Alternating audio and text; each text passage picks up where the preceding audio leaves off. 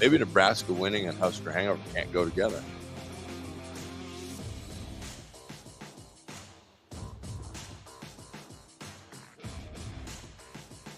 Huh.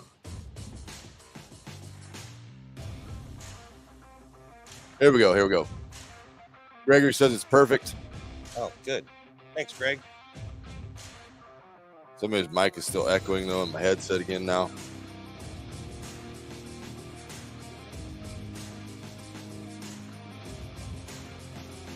All right. Greg says we got her fixed.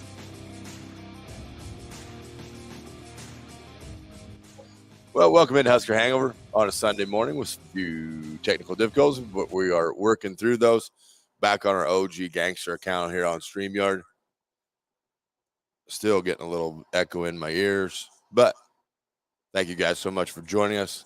I'll let your friends know if you're listening that it's back up and working, and we will stall some of this out, or we'll just release it all as a podcast. I am Matt Vrzal, your host. He is Cam Broham, freshly back from his anniversary weekend.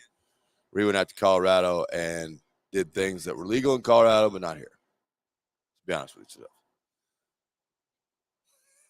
as he acknowledges me from the side. I'm piecing it all together here, man. Maybe that's why it's not working this morning. Did get a little nervous there. Maybe if Nebraska won in a normal fashion, then we could not do Husker Hangover, but we did, and we got it figured out. And if you can take the volume in my ears down and just get rid of this echoing sound in the back, that'll be fine. I'll just listen to myself. Hell of a job by Nebraska. There was a lot of things that they had to piece together to emerge victorious in a game 35-21 over Indiana. A lot of things that you can take away from this game that are good. A lot of things still to clean up as you progress on in the season, because that's what you want to do. You want to start at a point. You want to hopefully survive that early phase without losing. Nebraska was not able to do that. But now you step on a progression path where you can change the things. You can fix the things that ailed you in games. Far, far, far too many penalties. We all know that. Corcoran got a couple penalties for being a little over-aggressive. I don't mind it. I don't mind it at all. You got to have some dogs out there, and I don't think they had many dogs, and he now needs to learn how to reel that in. But I'll never fault aggression. I thought Banks came in and did a good job for him throughout the game. There were phases where Nebraska's offensive line looked good. There were phases where Nebraska's offensive line struggled. It's going to happen. It's going to happen as you're changing into a new coaching staff, into a new mindset. But overall, when you look at that game, that was a game that was played by a football team that just had pure joy. They made mistakes. They played hard. They flew around. They gave up things that normally in the past would have ended the game. Doubt would have crept in. We wouldn't have seen any execution from that point on, and away the game would go. Like there would be no problem in that. Hey, we screwed something up. Oh well, we'll just kind of keep playing, and the game will end, and we'll get that handled at another time. As we look at what Nebraska had the ability to do, I thought the Oklahoma week was an interesting, or this whole setup was really interesting for people. I think the discussion that was had was Mickey was like, or Trev and the powers that be had said, hey, go out and do what you can against Oklahoma. But basically, we're looking at this as a 3-week prep plan for Indiana. All right? You've got to shift the mentality. You've got to shift the selfish behavior of what's kind of happening on this team. We've got to get things going. We've got to get things back to the point that we want to change. And so physicality at practice. You could see when those kids played, they had done things more physically than they had in the past. They were in attack mode. And I'm not talking just about the awesome play that Reimers had late in the game, or later in the game. I think it was second half with the interception. I think that was second half.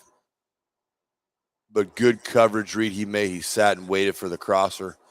And as soon as the kid caught the ball, he was there to deliver and inflict, and got an interception out of it. It was sweet. But you could tell the thinking phase was gone. There was nobody out there thinking, what's my responsibility, thinking what I have to do. I have to be here at this perfect point. No. It was very simple. Credit to Bill Bush. We had 2 weeks to put together a game plan, get everything simple and understandable, and go. Now, were there still breakdowns? Yes. There were still huge breakdowns that happened throughout the thing. Okay. But they overcame those. They got better at those. They made those things just a one-play deal. It's one play, it's done. We're on to the next, away we go. That probably is my biggest takeaway of the game. Mentally, they became a better football team on that Saturday night. Were there things that were great, fantastic to see? Thompson to Palmer, long bomb, recognized something that Indiana was doing in coverage. I'll try to keep this very basic and simple. What Indiana was doing in coverage is as a receiver would go vertically down the field, right, wrong, or indifferent, it's their scheme. They run it how they want to. The corner was passing off that deep receiver to the safety. There's a little mild set of confusion. The pass off from Indiana's corner to Indiana's safety was not the best. Palmer was able to get behind that safety, catch that touchdown, and away they went. That was a bomb. And that was a bomb. Other things I took away positively in the game was Nebraska had the ability to score their final touchdown. And I give Coach Whipple credit on this. He trusted Coach Raiola, and they were able to grind that thing out. They were able to grind that thing into the ground. And they walked it down the field, and they scored a touchdown to go up 2 scores. Defensively, that was the most I had seen a Nebraska team fly around in quite a while. I mean, they got after it. They got going. They still made mistakes. Still have technique things they can tune up to become better. But it was a step in the right direction. It was forward progress. It was something that as I watched that, defensive line especially, now as I tried to manage expectation of stuff, the defensive line is going to need Nebraska's offense to stay on the field for a while.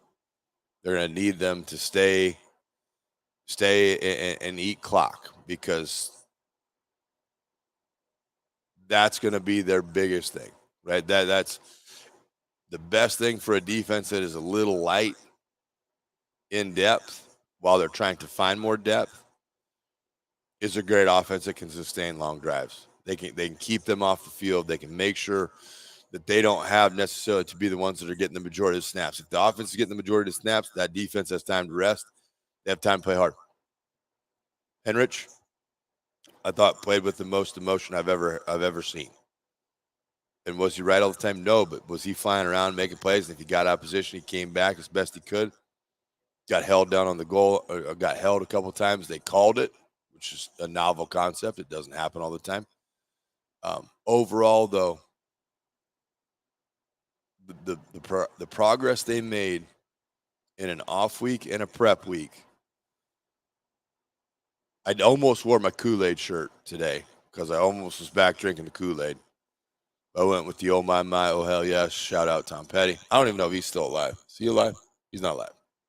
Rest in peace, Tom. But what they were selling in that game, for that game, I'm buying. I'm buying, because if you do what they did, where they just fly around. They fly around and play as hard as possible. Now, if you remember shows in the past, I've talked to you about being out of position with your gap responsibility defensively. Okay? Garrett Nelson at times you at it. Garrett Nelson at times previously not the best at it. But when you could tell he absorbed a lot of things they taught this week, because as Indiana was running plays to him, he did a great job. The thing that flashed for me early in the game with Nebraska's defense, especially defensive line and outside linebackers, was hand control. That their hands were as good as they had been in quite a while. They could get hands on, they could jam, and then they could make things go laterally. And then all those holes that Indiana wanted to create weren't there. So then Indiana went to a different blocking scheme. They wanted to pull guys at the outside linebackers and then get that kick out block and slide underneath it. Garrett did a great job through the night of jamming things down. And then what he did was he took his wrong arm. So a normal person would be like, oh, I'm gonna jam this way, and then I'm gonna hit that guy. I'm gonna hit that guy with my arm, and then I'm gonna hop in there. What you want to do is actually hit it with your backside arm or your outside arm. So what he did is he just went out, took out pullers, and then that thing bounced around it. So that progress was great to see. That progress, I can't even tell you how happy I am because you watched everything else work so well. Okay. And Garrett did his job. Then Reimer could scrape and take the next guy, and then Heinrich could come and clean up the play. The devil's in the details of defense. The devil's in the details when they try to get to you. If everybody does their job, that whole scheme will work, and you get it to a one-on-one tackle, and you have to make that tackle. I didn't think Nebraska tackled better. At times. It's by no means perfect, okay? When I say better, it was better from the last time that I saw them play. And as we all kind of saw in Oklahoma, maybe a little bit of a paper champion. They weren't that good against TCU. Max Duggan, Council Bluffs product, kind of put it to them.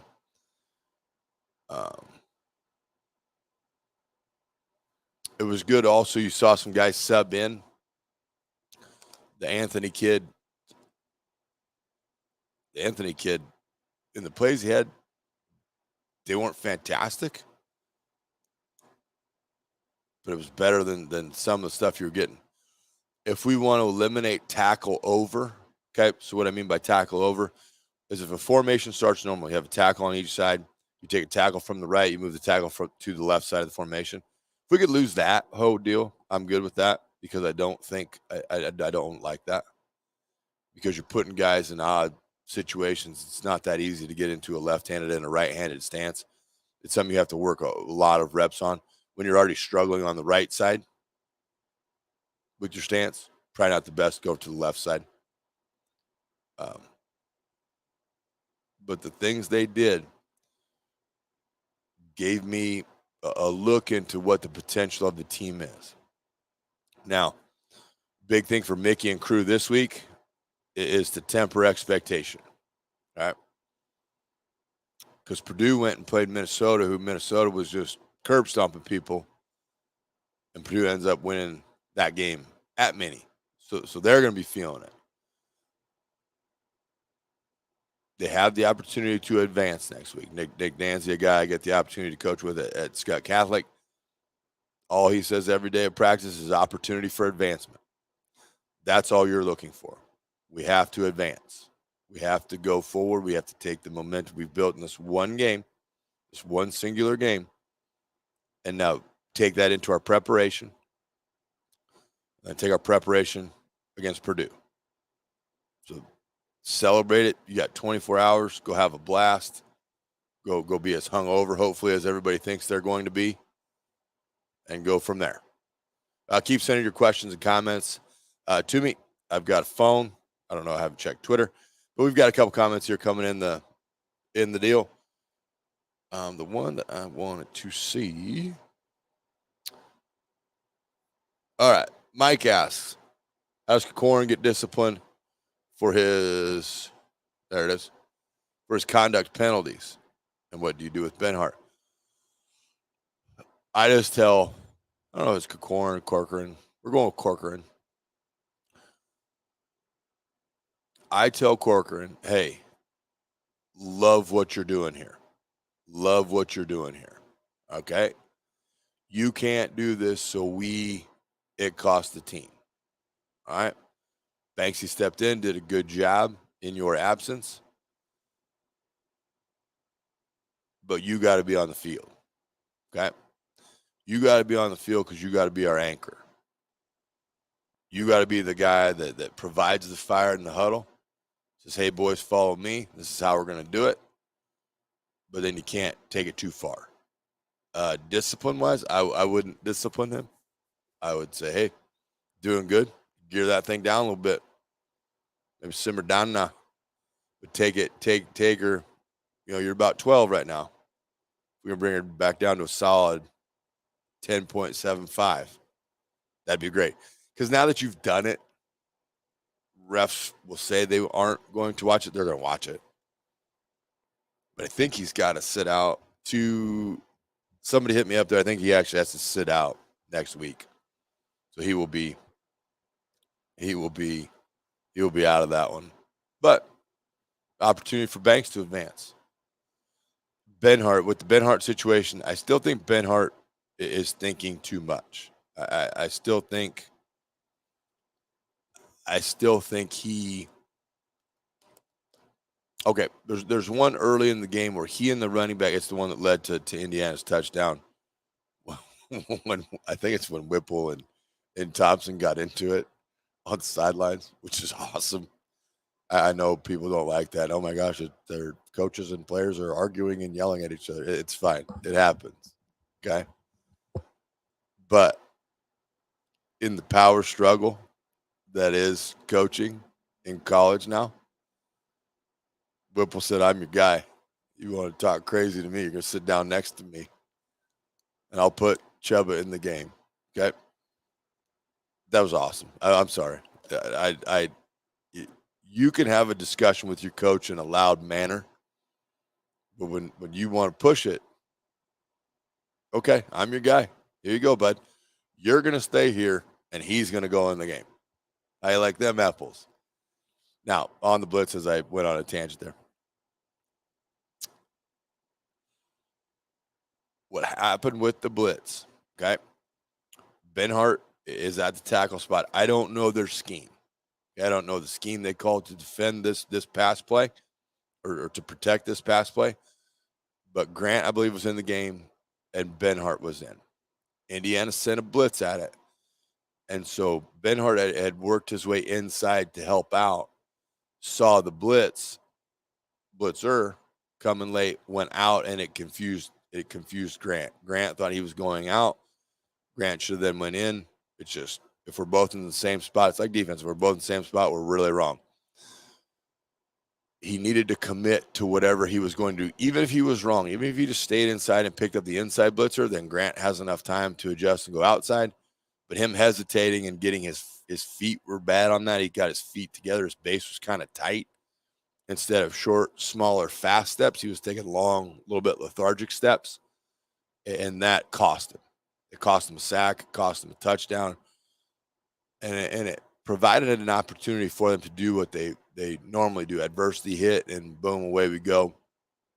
Here comes the shit show. But they didn't. They fought through it, talked it out. I would make sure that he knows, that Ben Hart knows, that Anthony is there every day. Like I would slash them my first practice at co-right tackle.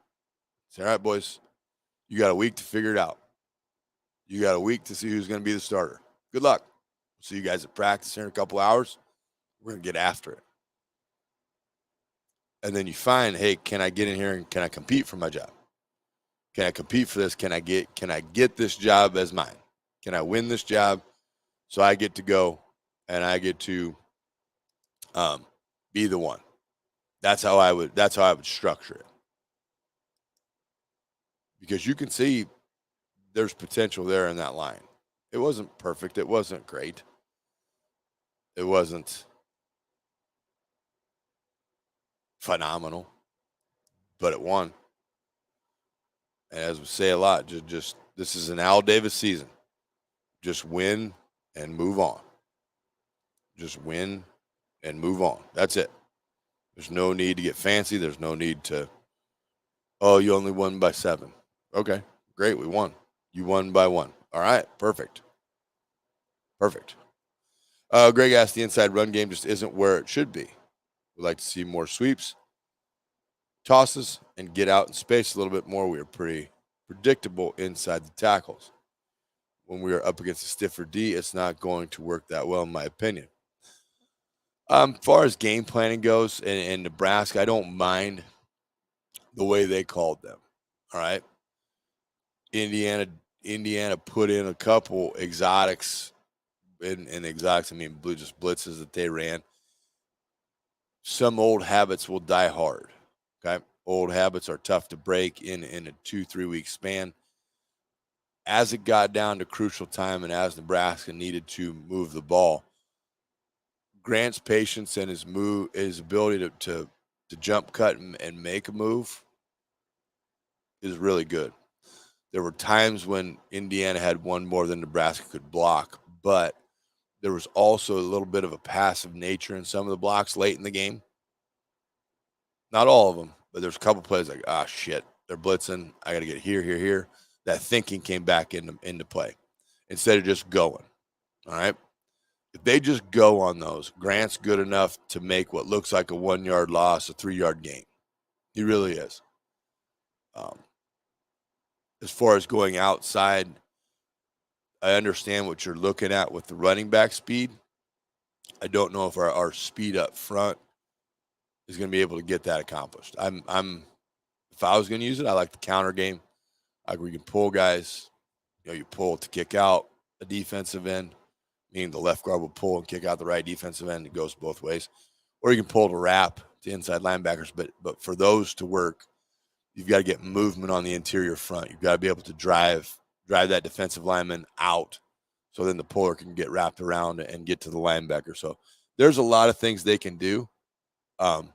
It's going to be a continual evolution of their trust in themselves. They have trust issues, but they overcame them. Okay. Even when they were punting, by the way, I have no clue what our punter's name is, but when he dropped that one in the coffin corner, I have never been more happy than I had been in my life. That made me so, I was like, there it is, coffin corner, out at like 2 or 3. Perfect. Hey, we're worried about our punt coverage. Okay, well, let's kick it where he can't catch it. Deal. And now they're pinned back deep in their own territory. Coverage was good. I mean, you can find so many positive things in this game, and then there's still so much more to work on. They basically had a camp in the middle of the season. All right, we look at this. You gotta get Purdue. Okay, you got Purdue coming up. Then you got another off week, so you can build more. And that win, that jubilation, everything that they went through, the scene in the locker room with the team jumping up and down, chanting Mickey, Mickey, Mickey. It was fantastic. But that mentality now, you got to keep it shifted. Hey, hope you have fun. We got to get back to work now. On to Purdue. Steal from Bill Belichick. Sean says, thoughts about putting Banks at right tackle and Anthony at right guard after Corcoran is back. I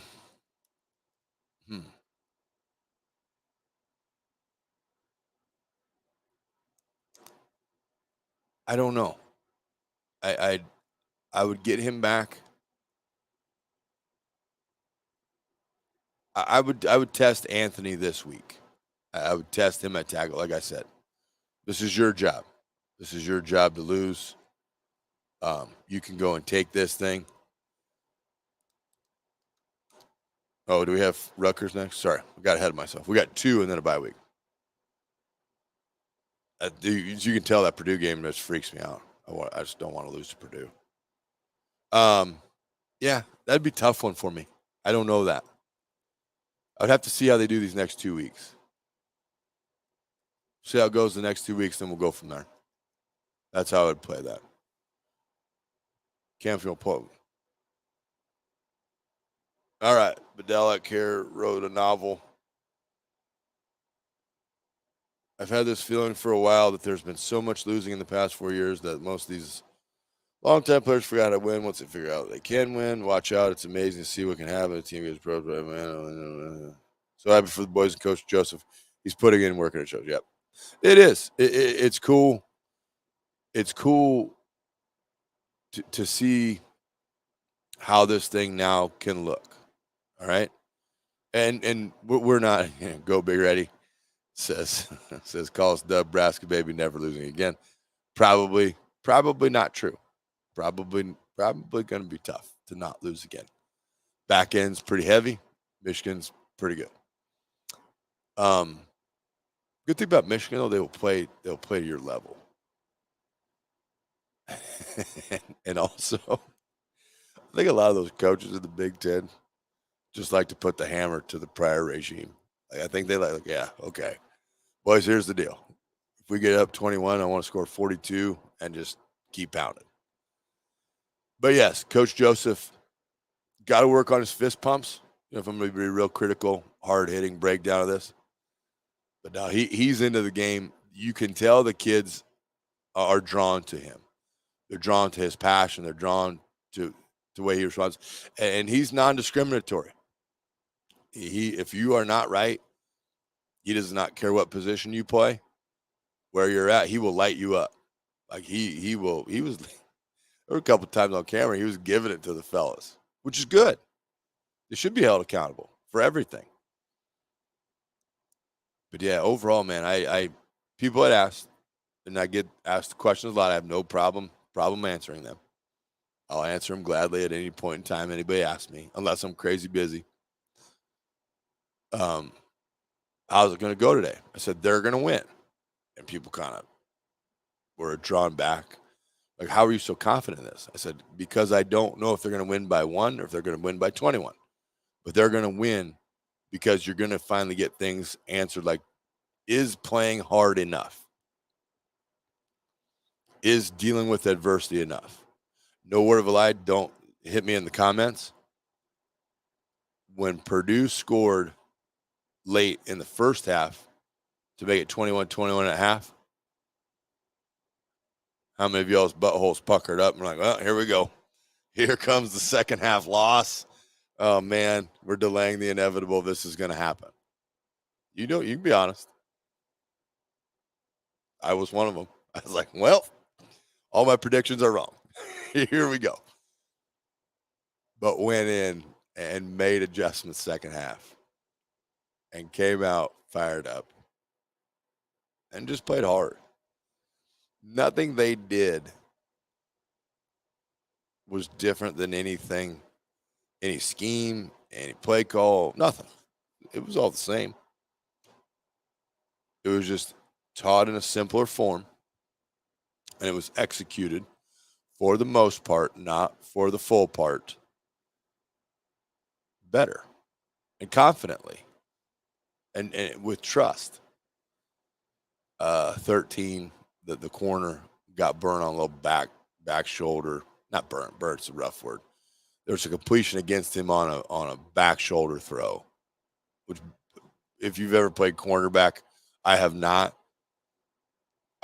There's no way you can defend a back shoulder throw. It just, I don't even know how you do it. Maybe just be slower, and then you're in the passing lane. But long pass. What does he do? Just hustles back to the next play, ready to go. It's over. It's done. Short-term memory. Little teeny tiny things like that all compiled through the game. All did their thing. You know, that's there's so much positive to take away in a football, not even in a football sense, in a team building sense. That was my biggest thing from the game. How many years before did we talk about buy-in and buy-in and buy-in? Okay. That's how fast buy-in can come. Now, the buy-in that's happened in 1 week, okay, I understand it's 1 week, was huge. But when you're given the choice, this is going to be painful, and you are going to buy in, or you're not going to play. It's like, hey, this sounds great. What do you want me to do? Let's just do it. So I know that was a rough off week of practice. I know that was a nasty. Get after it. Here we go. We got to play. But when you see that hard work pay off in the game, it's easier to do it again. When you see your hard work result in you being in the right spot, making plays, and not having to dive at an ankle because you're slightly out of position, just getting to square somebody up because you're in the right spot. You take good footwork steps on your route, and man, you and the quarterback are in lockstep. Trey Palmer had a couple what people will call option routes. So what he will do is he'll go run at the defender. The defender's playing outside. He's going to give a head fake outside, cut inside. Thompson saw it the same way Palmer did. Boom. First down. He did one. He had an inside cut one and an outside cut one. Now your coach can relax. Play design, 3rd and 4. Who thought we were kicking a field goal? Like, well, we're not converting this. Great play design. Motion Palmer across the formation. Just runs a little 3-yard flare, we'll call it. Probably not the right term, but I haven't played receiver, so I don't care. Old Thompson knew, hey, I got to take 2 steps. I'm going to throw this thing right out where my guy can catch it. We're going to get first down and keep it moving. How you doing? Keep it moving. And they did it. They executed it. It was awesome. So now you got confidence in your play caller. Your play caller's got confidence in you. And away we go. And the game becomes fluid. Like there was a rhythm to things. At times, we lost it a couple times. There was a rhythm. There was a rhythm to everything. I do, Richard. I don't know why I have Purdue on my brain. I don't want to lose Purdue. There's just something like I don't like losing to nerd schools. Like I can't handle it. Like if we lose like other schools, I'm good, but like Northwestern, Purdue, like you're already smarter than us. Just let's win. Joey Hicks says need more Yant. I don't disagree with that. Yeah, Greg says short week, Rutgers, Piscataway. Normally I hate short week. I might like short week this week because you don't have time. You don't have time to be like, man, we are good. We are an awesome team now. Like, look out, CFP, here we come. You have time to say, hey, we better get back to work because we play on Friday. We're going to have to leave, fly out to New Jersey, get that thing in. I think the main reason is that I have a friend that went to Purdue, and when we lose Purdue, then they just chirp me. And he makes about 80 times what I make. I can't do it. Can't handle it. Brenton says, I think if Mickey can somehow pull off a winning season, we sign him. But we will see. I'm not sure how much this game was Mickey, but time will tell. I'll tell you how much of it was Mickey. 100%. 100%. That game right there is a game of a different voice of leadership. The different voice of leadership,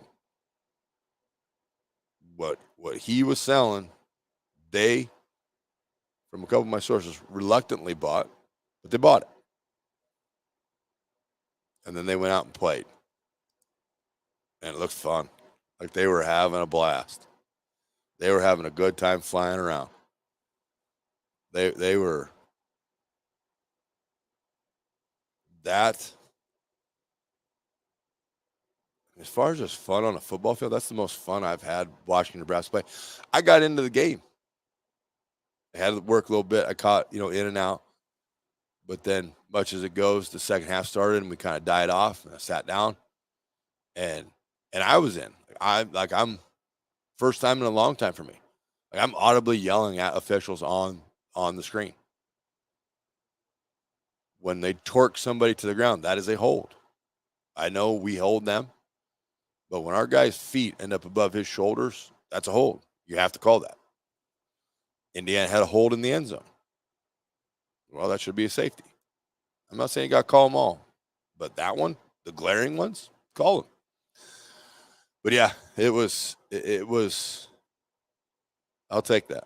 I'll take that for 1 week. Now show me you can do it again the next week. Show me you can do it on a short week of prep against a Rutgers team that's hopefully a little beat up after playing Ohio State. That'd be awesome. Joe asked, Trey Palmer open first half. Why is Thompson hesitant to just throw it at times, especially when he has good blocking? After Whipple went off, that seemed to get his attention. Quarterbacks will see ghosts when their line has put them in a position to see ghosts. See Adrian Martinez at Kansas State. Okay? Adrian still hasn't let it rip. He still sees them. I don't want to make it, no disrespect to any military folks, but it's a PTSD thing. He knows in this play, in the past, I have been hit in this manner. When I got hit in that manner, it did not feel good. So I don't want to be hit that way again. I would rather I not get hit like that. That would be awesome if that didn't happen. So they go, and they're like, oh, God. And they hesitate. They see ghosts. Adrian still hasn't really let a ball rip for K-State. Thompson, every now and then, has him. He'll get over him. He will. But he's got to be able now to distribute, right? Vokalek has to catch the ball. I know throw behind, throw high, throw. That's fine. Catch the ball. Hits the hands, should be caught. Period. Hit him in the hands 2-3 times in that game. Do I see that happening again for him? No. If I'm going to go way too early prediction for Rutgers, I'm going Vokalek has a lot of catches. Because he would be the next cog in the wheel for advancement on offense. You know you can go to Palmer. You know you got a couple other guys you can kind of dink it and dunk it out to. But if Vokalek's there and has a chance to make plays and catches, he'd be my next guy. Because now at times I can run it. At times I can hit number 3. Now if I get a little tight end action, now I'm good. And now I've got a defense that's a little bit uneasy. And you better make sure your coverages are sound, or you have somebody that can run with a big tight end and run with a couple fast receivers. Like, he'd be my guy. He'd be my guy. I talked to him, hey, man, just a day. You just had a day. Ball, bounced out of your hands a couple times. We're going to come back and feed you. We're going to show everybody that you that's just a one-off. But you got to show me in practice. So you can't drop one in practice all week. Playing catch with the trainers, playing any kind of drill, you can't do it. You got to have them all caught. Chris says, look at that little button there. The defense, Bush, made adjustments at half, and the defense did great. Bill Bush, awesome job. I mean, from what things were, right, there was always trepidation. There was always nerves. It's like, oh, this could fall apart at any time. Here we go again. But he had them in the right mindset. He had them thinking simply. I would love everything that happened in this transition to Mickey and the new staff. I just want to know how he took it down to simple in those. Now, week 1 of the experiment, not that good. But that's Oklahoma. A little more speed, a little more seasoned than us. It is what it is. How in the off week, he just dialed it back. Was it a change in terminology? Was it a change in coverage scheme? Did you eliminate things? How did you make it look so fluid, so fast? For 1 week. That's a tip of the cap. Because to break down, retrain, and then get back to where you can execute, it's pretty impressive. It really was. But you can tell time was spent on physicality. Time was spent on, hey, we got to do this. Nice pass breakups in the game. Gave up some passes. It's going to happen. But things were good. Even I forgot his old unit that he used to watch, special teams. Glorvik blocked a punt, scoop, score, return for touchdown. First time since 2009, 13 years. That was awesome. But how they broke it down would be what I would love, just as the nerd coach, of how they made that go. Yeah, Bush and his crew need accolade for that. Mike says, verse CB1 working on your back pedal. No, I'm not working on the back pedal. Rusty says, Vrzal, I really like Mickey's enthusiasm. On the sideline, his enthusiasm spilled over to the team, and it showed in the game. Agree. Agree. And it's the two sides of it, right? Your coach can be passionate about it.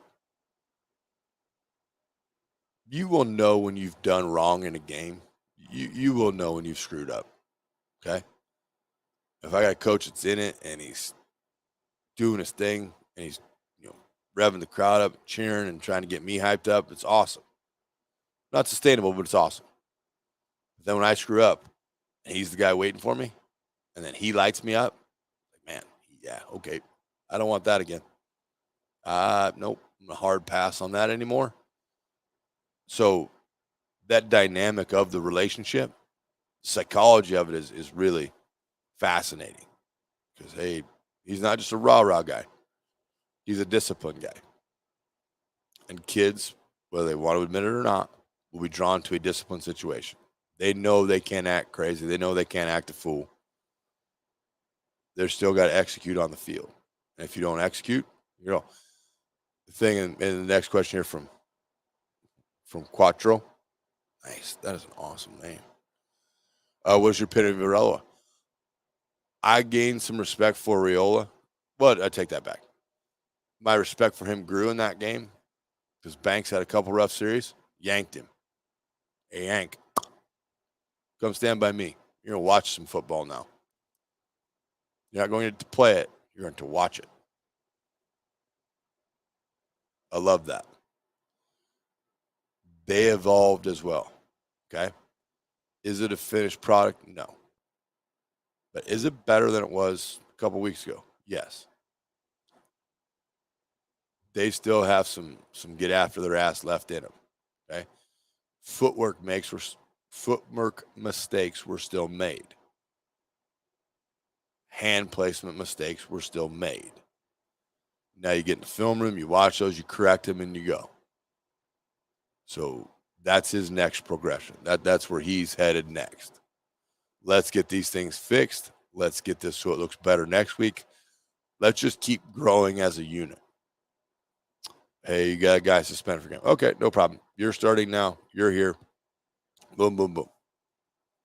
Piper, who I've questioned at times, I thought he had a good game. It's one of his better games he's played. Still made mistakes, still a lot to work on, but it was improvement. The right guard spot, there's some things that they got to fix. There's some things that they got to do. I don't know who that answer is, but that's another job. Will Taylor, right on time for work. I'm up late. 1 minute late. Unacceptable.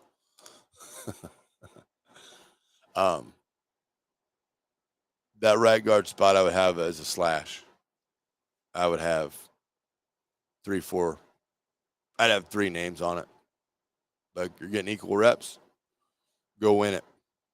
Somebody get out there and go win this job. Please. I'm begging you. But that, you got to secure that spot. So the right side of my line would all be up for sale. Whoever wants it, wants it.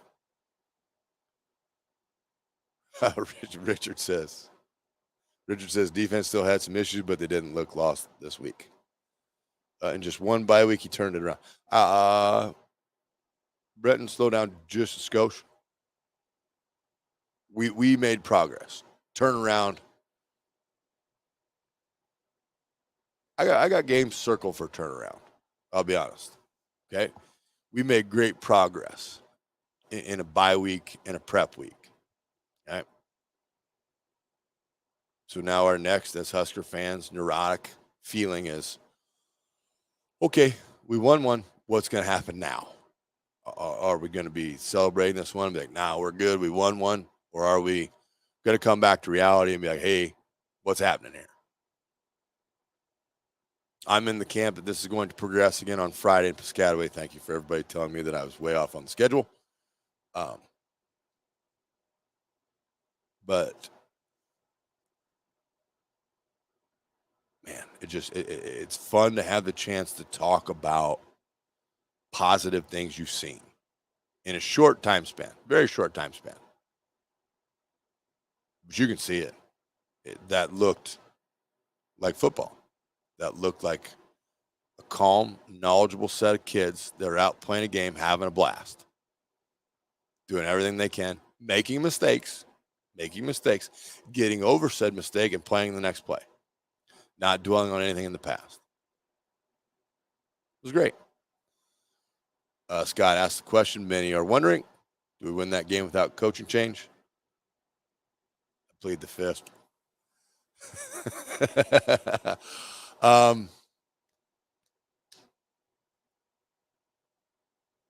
Yeah, just let it go. We moved on. We're on to Mickey now. In a forward motion. You know the answer. I agree with everyone else. That game would have either, okay, skip that one. Brad says, if I can get that past there. Let's get the penalties cleaned up. Both teams had a lot of penalties last night. It was sloppy at times. Not all penalties are created equal. I've never in my coaching career at any level had any problem with aggressive penalties. Aggressive penalties, I just take them. Like I'm like, you're being aggressive. Like I said, Corcoran's got to know when to gear it down. Can't get kicked out of the game. Can't get two. Play to the echo of the whistle. You can't play past that.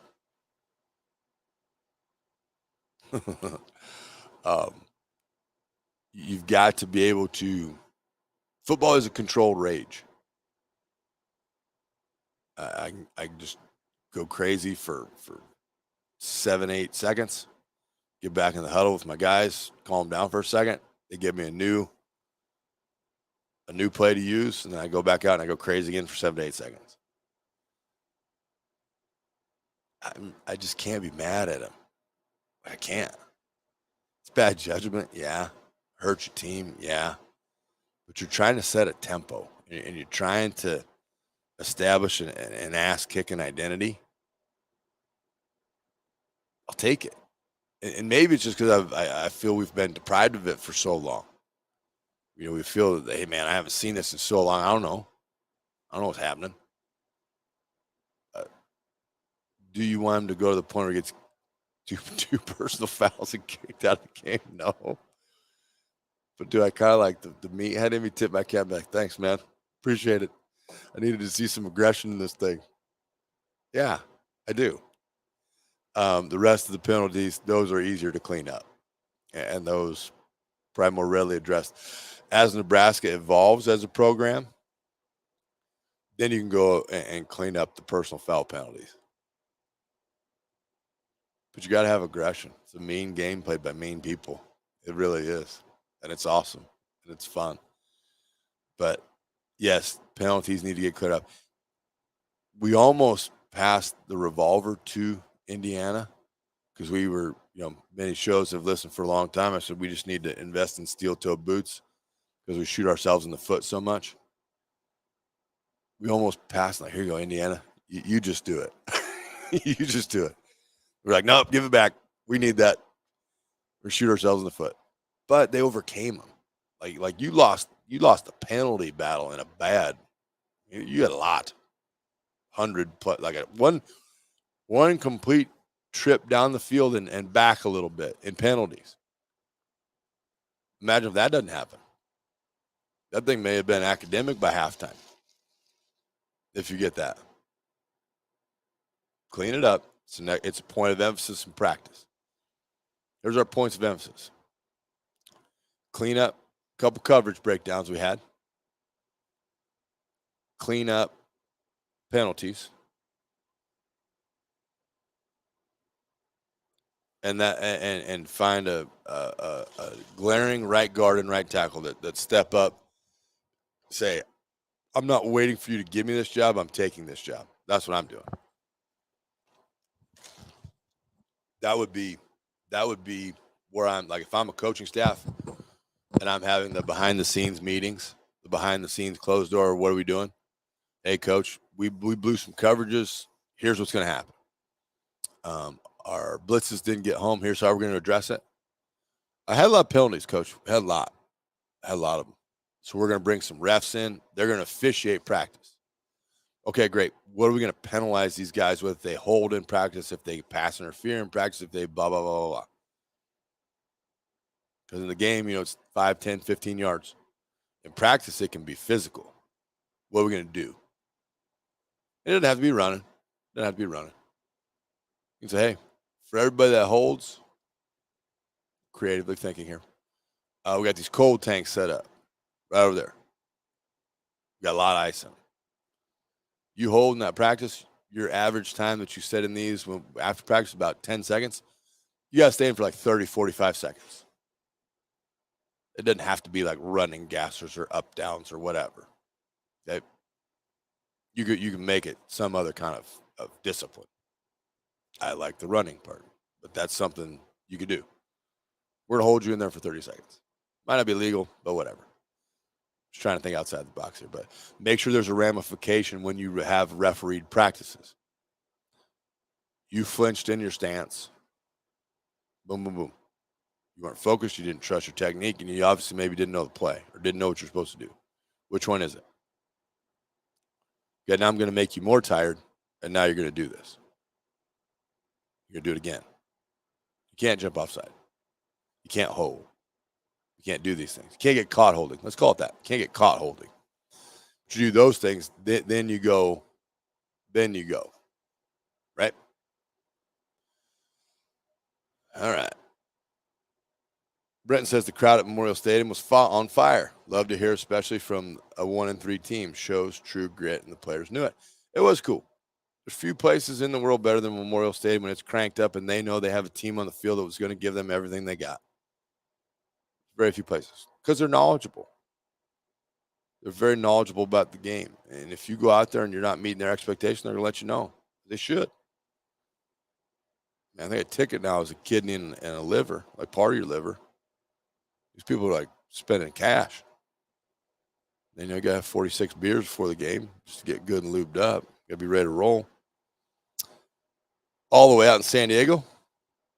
Paul is listening. Love hearing your takes on the way in sunny San Diego. Who's our next breakout player who steps up, matures, performs in the second half of the season? I like number 5, the linebacker. Can't pronounce his name, so I'm just going to call him number 5. Flies around, like around a lot. Mauga Clements. Apologies if that's wrong. But he's a guy I think defensively could really step up and show out. He's one that he'd be all right. He's a nice, love what Reimer does. Like I said, Heinrich is looking much better. Much better. Colton Feist did great. He that was probably his best game. Like I said before, the things that changed for me with him were his feet and his hands. His feet looked about as good as I've seen his feet. His feet were way good. Way good. Offensively, Vokalek. Give me some Vokalek. Show me the beauty of the use of your tight end. Let me see that. Because now you add another layer of defense. One in the lines. I'll go Lutovsky. Heard about what a badass he is, and he's this and he's that. And he'd be one. Job's there to take, bud. Go take it. Go take it. Those would be the ones that I kind of focus on for the rest of the season. Thanks for looking out there in San Diego. Rusty says you need to have an ass-kicking mentality without stupid mentality. I agree. But you got to evolve into it. It's not an overnight thing. This is good. Richard brings up a good point. Ty Robinson actually got me a couple times last night. Hope he can build on that. The only thing I changed with Ty, and had a big sack in the game. The thing I changed with Ty is that initial launch angle. He's a big, tall kid. I mean, he's 6'10", 6'6", 6'6", 310, I think they said. But he just a little more explosion out. And Ty is going to be a problem for some Big Ten offensive lines. Like he's an athletic, big human being that when he goes, he goes. And I've talked about it a lot. You know, that's the thing. When that first one clicks, and like, oh, that's all I got to do. I'm just going to do that all the time. It's going to be awesome. He as a gap stopper is what you're looking for. That's a big human being. It's got good lateral movement. But now, maybe ask Corcoran, hey, what'd you do? How'd you get so mean over a week? I would like to get this mean as you without the penalties. But yeah, that would be the guy. He can take your defense away. So he alleviates a lot of strain. All right. From Sean. Like the Tom Petty shirt. Sorry, I'm late to the show. I literally hung over for the first time in a long time. Hey, tell me about your hangover, because this is the first time in a while. I mean, we beat North Dakota. That was more of a like nervous hangover. It's like, wow, that did not go well. This is the first like joyous hangover we've all been able to celebrate in quite a while. Quite a while. I mean, Nebraska got its first conference win in over a year. I mean, seriously. Tell me what you were drinking, who you were drinking it with. Get after it. Pitter patter here. Let's get at her. That me no longer being the drinker. Occasional drinker. Special occasion. Blue eyes, high tolerance. I did imbibe in some edibles last night. That was a good win. Calm down. Be nice and mellow. Bretton says, I think that Miles Farmer is the guy to watch. Miles is an interesting one to me. Miles, when Miles is on, is really good. Miles is a really good player. It's just that goes in and out with him. It goes up and down at times. Consistency for him would be the one that I want to watch. He can be talent-wise is a crazy talented kid. Probably hasn't met talent expectation yet. And that's all right. He's got time to do it. But he's going to be a guy that's going to be very important for Nebraska through the rest of the go of this. The rest of it. Other observations from the game. One that got me probably more than anything was how well Nebraska communicated. You could see Indiana would change a defense. And to a man, everybody was chirping. Everybody was, and I know it's not that big of a deal to most, but a point and acknowledgement. Hey, this is different. Who's got that? Make sure we're all here with this. There were little hand signals that I hadn't seen before given by the center to the quarterback and the running back. A pat on the hip, an arm extended out one way or the other. Those are usually little messages like, hey, I'm going. I know this isn't the way we thought it was going to go. Something's different. I'm going this way. Make sure you're not over there with me. You go the other way. Defensively, secondary communication for 80% of the game, phenomenal. Really, really good. That's a practiced habit. That's something that through your repetition practice, through things like that. I also know the practice probably changed because instead of it being this is what they're going to line up in, this is what they probably had some blitzes thrown at them or things or different fronts thrown at them during the week where they had to do that. Where your success in that practice, you have to do those things to make sure that you can get that point across as to what's going on and what you need to have happen there. So that to me is the evolution of a team. Like those little teeny tiny things that seem insignificant matter. People that will watch, oh, what do you mean they don't communicate? You just can't go out there and they should. It's got to happen. It doesn't always happen. And the part of them is hugely valuable is just to make sure you're on the same page. There's hand signals from linebacker to safety, safety to corner. Now you know your coverage is right. There's no doubt. So now you've eliminated the, oh, I thought we were in. Okay, we're going to watch some film here, and we're watching old film. And okay, here's you giving the signal to the safety in response to the signal he just gave you that you understand what coverage you're in. Okay, so now you just chose not to play that coverage. We'll pause it right there. There's you giving the hand signal. What happened? Why didn't you do it? Okay, so those things matter. Like, I know it seems stupid. And I know it's like, why is he talking about this? Watch him. Watch him communicate. If you can communicate, that's half the battle.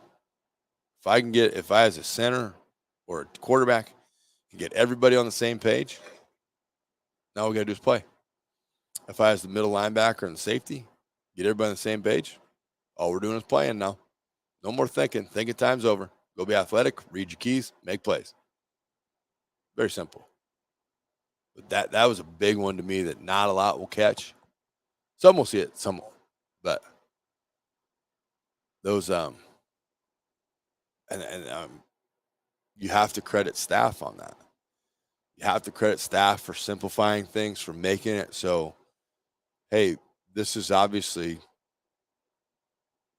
been taken down a few notches for us. They made it easier for us to comprehend. They made it more simple for us to get things done. This is how it's got to go now. This is how we have to live. This is how we have to play. And not just in games. We've got to make sure we continually do it in practice. We do it in perpetuity. For the rest of our stays at Nebraska, no matter how long that happens, we're doing it this way. Building block. Our yardstick that we used against Oklahoma, I'm like, well, okay, this is your yardstick. That's the number 6 team in the country. Here's where we're at. Our yardstick moved. Oklahoma ain't number 6. Oklahoma be lucky to be in the top 25 this week. So now we got to move a little bit. But we're done with that. Now how do we build? Okay. We played as a team in this week, and we communicated really well. Building block, building block. Right? The thing with the building blocks, they'll never end. We had too many penalties. That's a half block back. We had a couple busted covers, half the block back. We went in and closed it. We went in and scored late, just grinding the ball down the field, building block. So you find all these little blocks, and evidently you build a solid foundation that your program now can grow from. As your program grows, your blocks change. Okay? So now you get down into minute detail. Hey, guard on this. You got this right hand way outside the frame. Left hand's in a great spot. Now you fine-tune the building blocks. Then the foundation just grows, stays strong. You just keep progressing forward. I guarantee you they had still, even after a win, pages upon pages of things that they are going to correct. But it's forward progress.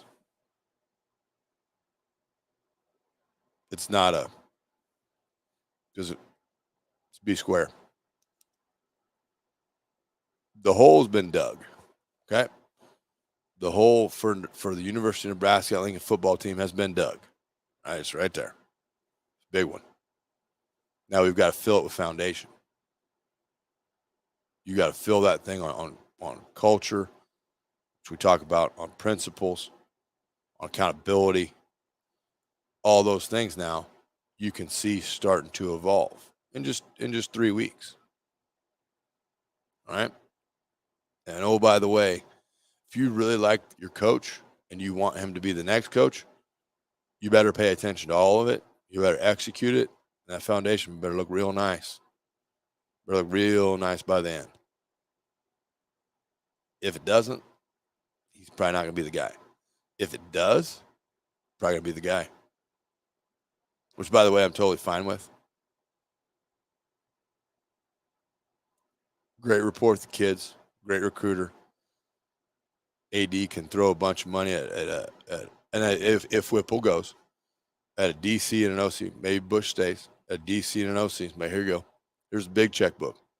We used to like to find out the little checkbook. Here's the big checkbook. Pay him. Just the way Dabo did. Right? That's how the Clemson thing worked. They went and got Venables out of Oklahoma. Pretty good hire. Paid him a lot of money. He played a lot of good defense, won a lot of games. That return on investment was worth it.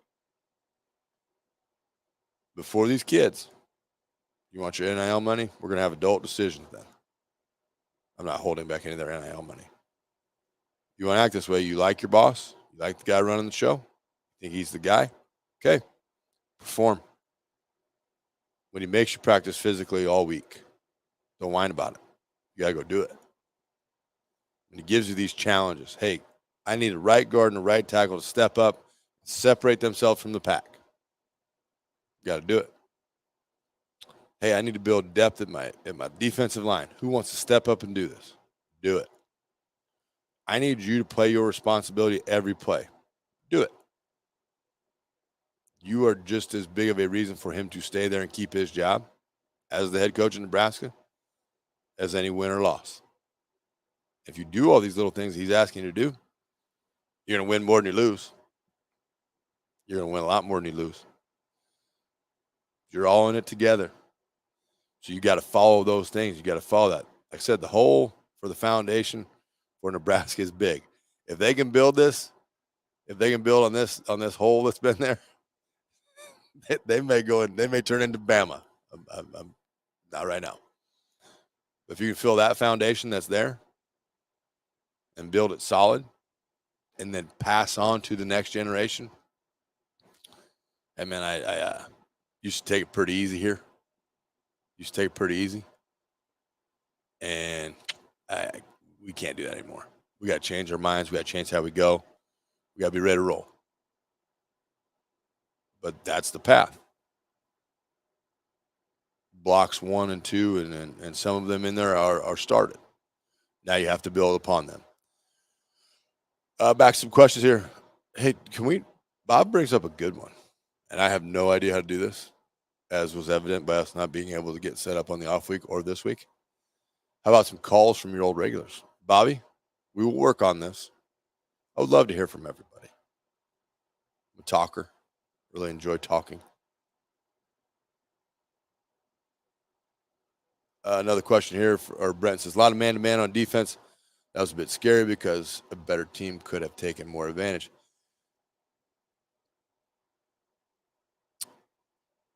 Okay, with the man they played on defense, when we're talking about simplicity and making things easily digestible for the kids, for the most part, going man is going to be your bet. All right. You are correct. It is a scary thing to do, but you're showing the player, hey, I trust you. I trust you to do this because if you can do this, we're going to get some pressure, and I really need you for 2, 3, 4 seconds. If they don't get that, now you're probably in trouble. Now you got a little bit more to worry about. You got some things that are off. We're going to give up play. And that I think was what some folks that watch football have lost touch with. Even the good teams give up big plays. Even the great teams give up big plays. We had, even back in the glories, hey, it's almost 9:30. This is my first reference, I think. Back to my era. High five me. We had, I think the goal, defensive people, if you're listening, let me know. I think the goal was it was 3 plays under 25 yards. Okay. So if you're going to play a bunch of man, and they played some man free, meaning that the corner or somebody would be locked up and you still had a free safety over the top so he could help you out. And they played a little zone on the other side of the field. They got confused in a zone coverage on the other side of the field, and it happened. You know, it was one of the times, like I said, the communication was better, wasn't perfect. But that man free, all that stuff, you can get help to people even in man. But if you're gonna play that man, you gotta get home.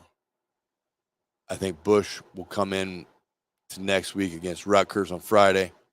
I forgot about the Friday game because I don't think they should play on Friday.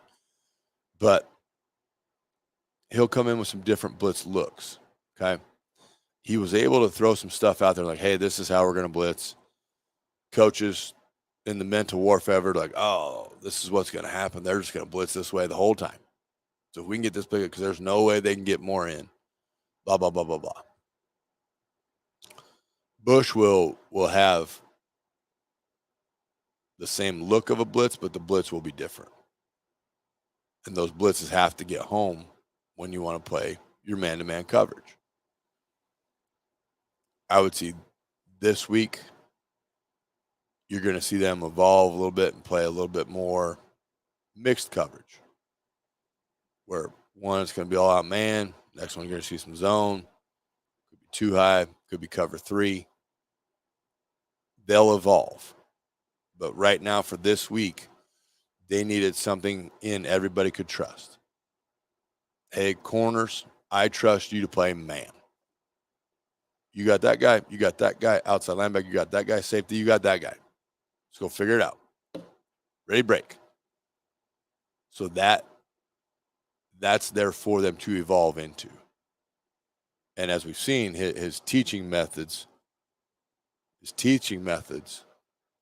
are pretty solid. Because the progress through an off week and then a prep week, they made some strides. Looked free flowing, flew around quite a bit. I mean, it was fun. It was good to see. But now we got to keep going.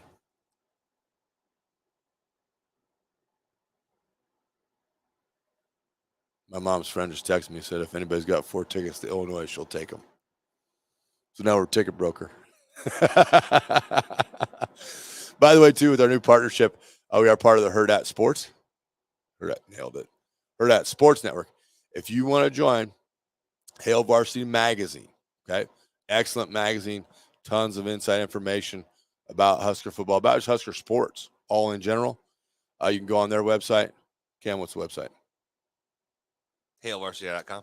There it is, hailvarsity.com. You can enter promo code HANGOVER. They'll get you a little discount on there. Hangover. Not hungover, hangover. But yeah, thank you to our new partners there at Hurrdat. We're excited to do this. We will continue to evolve the show. There's a chance we may run the show on a different day of the week after football season. We'll just kind of press on. We'll see how this goes. It's entirely up to you guys. Question here coming out of my email verse. This is from Michael. Lost it, but I somewhat memorized it. Oh, whoops. It's a personal email.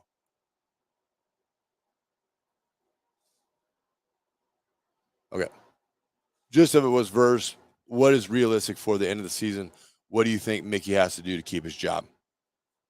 Is a summary of it. That's from Michael. Okay. Realistic, because I don't think anybody in the West is really running away from anybody else. Right? I think there's 6 or 7 teams right now tied at 1-1. Wisconsin is the only one that's 0-2. So the rest of this season can be whatever you make out of it. If you want to go and continue on your path, on your progression. Now, there will be, just telling you, there will be a week where it takes a step back. Just telling you. You're just going to need to survive that week. If you can win out of that survival week, great. If you don't, it was bound to happen. We're not in a vacuum. Nothing's going to just increase every week and get better and better and better. There's going to be a setback week. Okay. Realistically, I don't think anybody you play except Michigan from here on out you walk on the field and you're like, man, they are just at a different level. They're different than we are. I don't think you have that. I don't think there's anybody in your schedule that has that potential to do those things. So, therefore, you have a chance in every game. Progression continues to happen. I don't think winning 4 of them, this one counting, so 4-4 in it, is unreasonable. I even think it's a lower. I think it's a lower expectation, right? The brain and belief are crazy powerful things. I believe every day that people like talking to me. Probably they don't. Because there's days where I'm in here and I live life in front of everybody. I get frustrated easily by people, by my own people, by myself. Probably the source of my frustration is me. But I can be crabby. I can have a good day. I'm brutally honest. And there's a guy sitting here at the bar. He said, hey, how's it going? I said, honestly, bud, not worth a shit, but thanks for asking. I said, I got to go dig myself out of a couple problems. I'll be back. Just give me a second. And when you say that to me, like, but the power of the mind and the power of belief are crazy. For that night, Nebraska believed no matter what happened, we're going to be okay. And now you have a start. You have a starting point. Take this week of practice, you stay in, say, hey, we're happy we won, but we know we got another game on Friday. We got to go prove it again.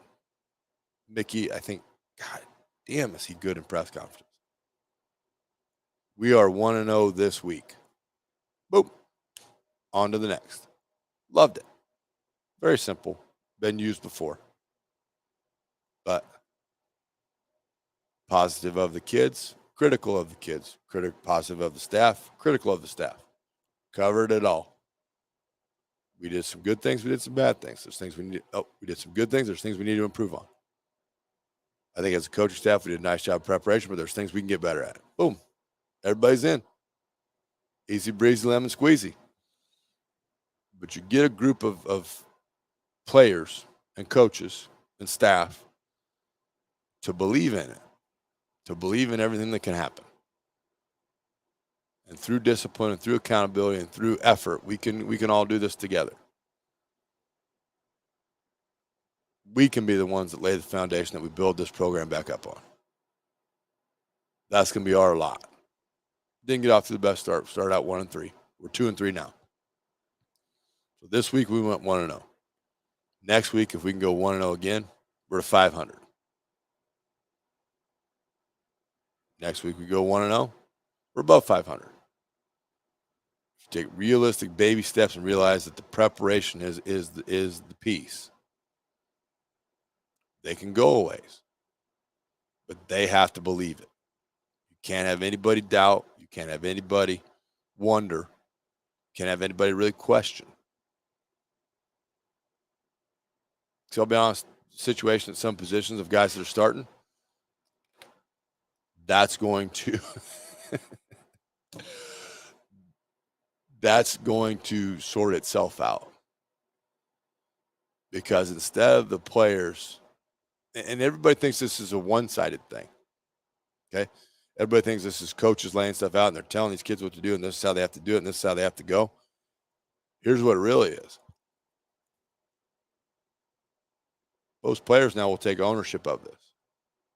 Hey, man, we're in here busting our ass. We're kind of in this together. This is sweet. And then you get some of your older senior guys and your leadership guys like, hey, coach, I have a word with you in private. You bet. What do you need? Man, I don't know if right now this person XYZ is ready to be at this spot. I think like right now, when they're in, they're costing us. Just want to get your input. Just want to get that off my chest. I know you're the head coach. I know you're going to put us in the best position, but I just want to clear my mind, let you know this is what we're seeing. And we trust you, though. If you say it is, good enough for us. There you go. Coach has to take that to heart. He has to go to that position coach. And then you start to evaluate and say, hey, what are you seeing here? Because here's what's kind of a common sentiment on the team. that position coach has to be secure enough to say, okay, well, here's what I see. Bam, bam, bam. All right, well, let's watch this, and let's make sure we know that position's up for competition all the time. If we can get that done, then if he wins it, he wins it. If he doesn't, he doesn't. Boom, way you go. That player feels heard. That coach, position coach, feels respected because you came to him and you asked him. Way you go. Now we're all in this together. When you get your best 11 on defense and your best 11 on offense, not too bad. You got to make sure your bests are out there. And that person that takes that job, the next person that takes that job, then you got to go. Richard says, please, please, please just beat the crap out of Iowa. We're all in that boat. My awesome friend Stava, who's a Hawkeye fan, she, her and her husband Steve, we go back and forth. We've adopted a team together so we can, because we always cheer against each other. She's not a she's not a she hates the Cubs. She likes the Cardinals. She hates Nebraska. Loves Iowa. So we adopted Arkansas together. I was like, well, we suck because they're not doing very good either. Mike says Ty Robinson had sack Terry Keneally. Amen. TC's the man. That dude is the man. Jason says, can Mickey keep his job with a 5-7 or 4-8 record? I don't see why not. Baby steps, go Big Red. Okay, so you got him 5-7. 5-7. 5-7. What was the other side? 4-8. So you only got him 3 more. Okay, so I'm going to take out. I have no inside detail on this. Here's how I think this went. When Mickey was put in as the head coach, I was like, hey, you got Oklahoma coming up. Not ideal timing. The clock isn't going to start until after this game. Okay. Honestly, what I think. So you've got Mickey going 4-4 or 3-5 in his 8 games. I would knock that down one and just OU is out. So that'd be 4-3. Okay. I do think he can keep his job, keep this job. And I don't know. I know this. I don't want Trev's job. I think some of the factors that are going to determine if Mickey keeps the job are not going to be wins and loss bearing. They are a portion of the whole thing is going to be wins and losses because that's how we're all measured at the end of the day. You win or you lose. That's it. Okay. I think it's going to be how he's handling the situation, how the kids are responding, wins and losses, and then ability, like how he's dealing with the media. Okay? Because Trev knows the culture is the thing that's missing the most. He knows that. He watched it. Okay? Culture, accountability, whatever. It's a unique opportunity, though, to rebuild a long-standing tradition. And some will say a blue bud, some won't. But we are what we are. And we are where we are. So it is what it is. Nailed that one. But to go out and base it on that, I'm fine with. But I've got to also look at all the other things I had to overcome to do this. Penalties have to come down. That's a discipline thing. Okay. I think the focus this week would have been schematic. We're going to make this really easy for you. Okay. Very simple. Communicate with each other, fly around. Boom. Okay. We can't let our discipline get away. All right. So now the focus this week, discipline. We cannot go on the road and have 100+ penalties, 100+ yards and penalties. Can't do it. Can't get kicked out of games. Love the aggression. Can't get kicked out of games. So discipline on the field this week is going to be, okay, discipline in life is going to be the focus this week if it were me. Can't do that. All right? School's got to be disciplined. Football's got to be disciplined. Life has to be disciplined. So that'd be our next step. All right? Clear that up, then move on to the next. Move on to the next, move on to the next. Those things will start to compile on each other, and Trev knows. Do you see anybody? Ever seen an AD so happy on the sidelines during a game? It's got to be fun. He's back one of the guys. Like, he was shoulder pads away from headbutting somebody and a helmet. But he was, and then I think he knew the camera got on him, so he had to be all proper. He got with straight face. Oh, good job, fellas. Nah, let it rip. Have fun. But that's how I would base it. It's going to be, the record will be the majority of it. But what else went on behind the scenes? What else did we clean up? Do we have a for the greater good go I set of people? If he gets that to happen, I think the job is his. I really do. Richard says, if Mickey can keep taking steps toward giving the team an identity, that speaks more than wins and losses. That's tough. Yeah, I'm with you there. I'm with you there. From Chris, says Mickey brings something that Nebraska hasn't seen from a head coach in a long time. Mickey brings fire and passion and a legit no nonsense approach. And that's supposed to be no nonsense, Chris. I would like to see him have a chance at the head guy. As you say, in a society we're in, measured by wins and losses. The guys before it had passion. Passion is an interesting misnomer, right? I could go out, yell, and scream, and Frost is as competitive as anybody there is in the world. He really is. He's a competitive guy. I mean, he had passion, he had fire. It didn't translate. And that happens. What he inherited, no one will fully comprehend. And I'm not defending anybody. The results are the results. He did not inherit a program that was at a level. What he inherited at UCF, O'Leary, discipline guy. Cupboards are full, probably a little too old school on the kids. Frost came in, had his discipline standard. He was a little bit, not lenient, but eased up a little bit. They had great success down there. What he inherited here was not a disciplined organization. It was not it was not under the thumb of somebody tough.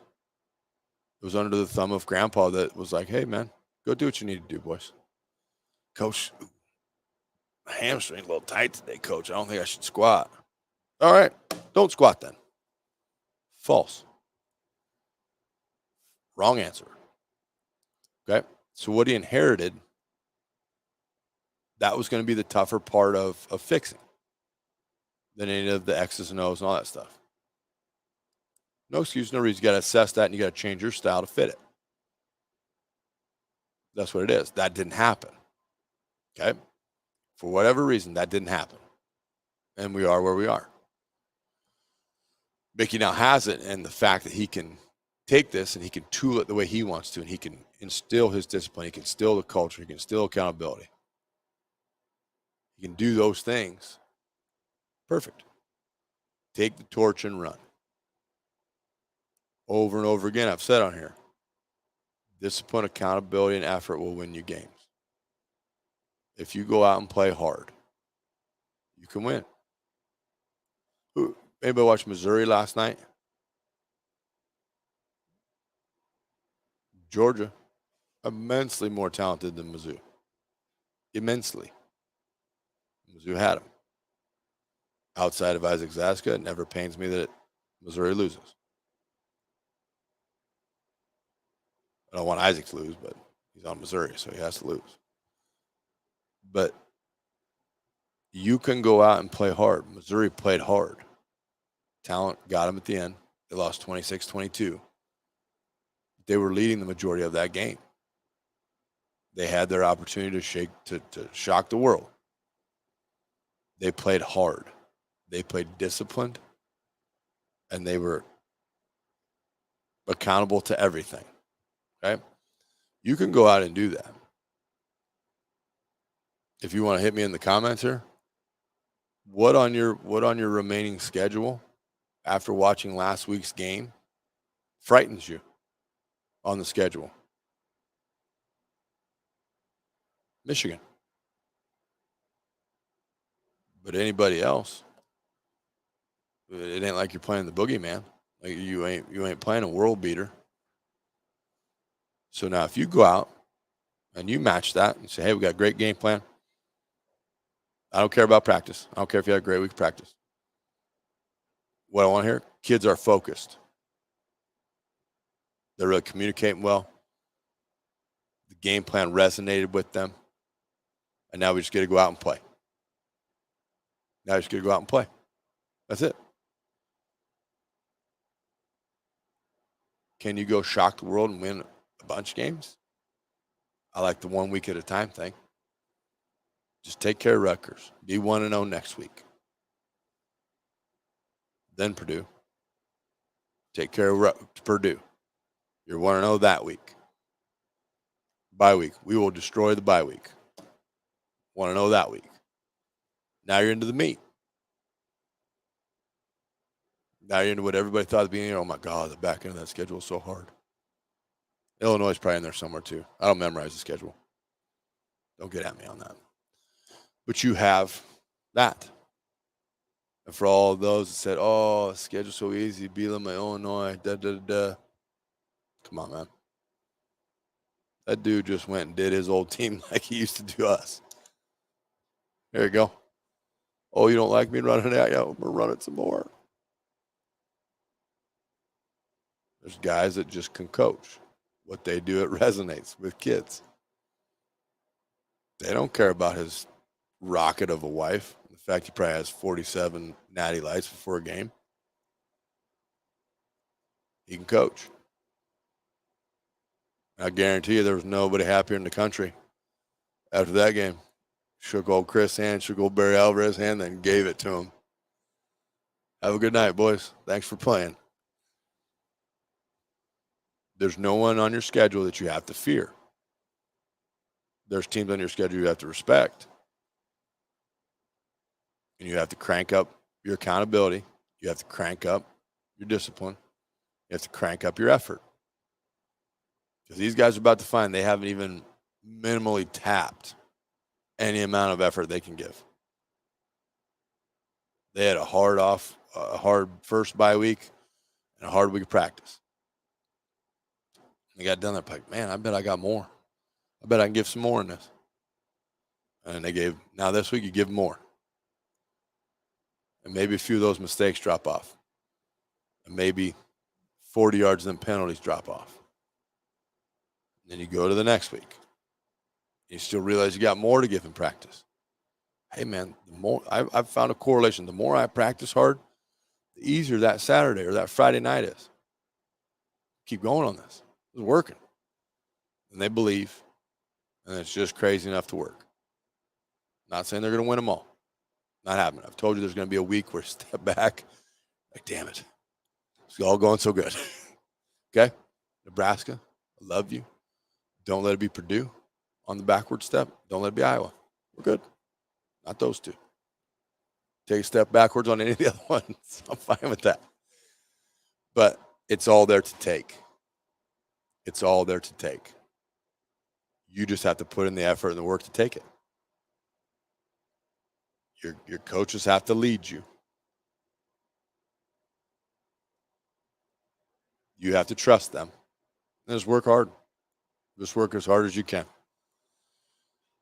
Just agrees with me. Bielema is no joke. Oh, no, that's my guy, Jamie. I have a perfect practice every day and then worry about Rutgers. Yeah. Strive for that perfect practice. Push yourself to go challenge it. They've had it easy. It's been very country clubby up there. Got a little rough for the past couple weeks. Then you know you're cooking when you like the rough.